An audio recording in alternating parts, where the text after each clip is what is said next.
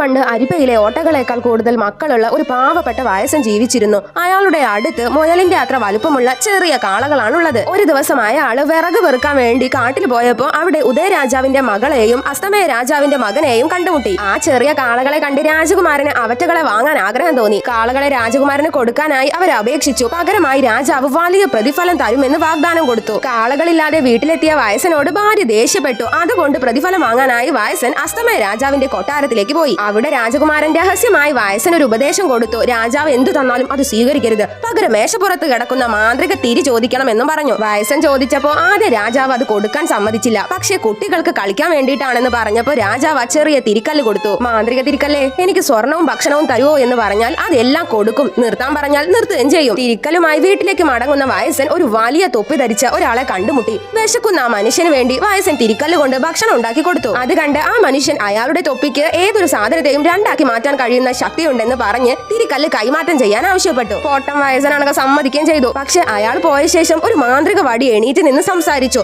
താൻ വഞ്ചിക്കപ്പെട്ടു എന്ന വടിയോട് പറഞ്ഞപ്പോ ഉടൻ തന്നെ മാന്ത്രിക വടി തിരിക്കല്ലിനെ തിരികെ കൊണ്ടുവന്നു. കുറച്ചു കാലത്തിന് ശേഷം വടക്കൻ രാജാവ് ആക്രമിച്ചത് കൊണ്ട് അസ്തമയ രാജാവ് കുടുംബവും കുട്ടികളെയും ഒക്കെ എടുത്തുകൊണ്ട് രാജ്യം വിട്ടു പോകുന്നത് വയസ്സൻ കണ്ടു. അവരെ സഹായിക്കാൻ വയസ്സൻ മുന്നോട്ട് വന്നു. അയാളുടെ മാന്ത്രിക തൊപ്പി കൊണ്ട് തീ തുപ്പാൻ പറഞ്ഞതും വാടി ഉപയോഗിച്ച് ശത്രു സൈന്യത്തെ ഓടിച്ച് വയസ്സൻ രാജാവിനെ രക്ഷിച്ചു. ശത്രുക്കളെ തോപ്പിച്ച ശേഷം സന്തോഷവാനായ രാജാവ് വയസ്സനിൽ നിന്ന് തൊപ്പിയും വടിയും വാങ്ങി കൊട്ടാരത്തിലേക്ക് പോയി. പിന്നീട് അസ്തമയ രാജകുമാരനും ഉദയ രാജകുമാരിയും തമ്മിലുള്ള വിവാഹം നടന്നു. ആ വിവാഹത്തിൽ പാവപ്പെട്ട വയസ്സൻ സന്തോഷത്തോടെ ഡാൻസ് കളിച്ച് ആഘോഷിച്ചു.